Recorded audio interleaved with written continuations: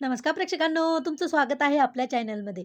नंदिनी, जीवा आणि पार्थ काव्या मस्त संक्रांतीसाठी तयार झालेत. नंदिनी मस्त संक्रांतीसाठी लाडूची तयारी करत असते. तर ती तयारी करत असताना बघून जीवा पण तिच्याजवळ येतो. तर नंदिनी त्यात पाक ओतते. तर मिक्स करत असताना तिला त्याचा चटका बसतो. तर ती जोरात ओरडते. तर जीवाला ते बघून खूपच त्रास होतो आणि तो लगेचच तिचा हात पकडतो आणि त्याला फुंकर मारत असतो. तर नंदिनी त्याच्याकडेच बघत राहते. नंदिनीला सगळं समजते जीवाचं प्रेम, पण ती ॲक्सेप्टच करत नाही अजून. तर इकडे काव्या आणि बोक्याचं बोलणं चालू असतं, तर रम्या आणि वसुआत्याला नेहमीसारखाच त्रास होतो.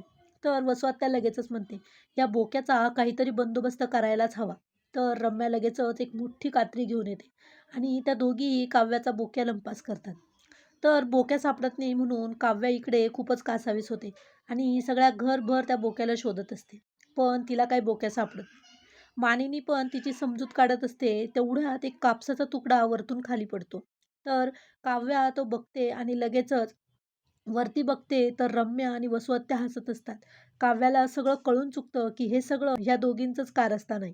काव्या खूपच चिडते आणि जोरात ओरडते, "रम्या!" तर रम्या काव्याचं असं रूप बघून खूपच घाबरते.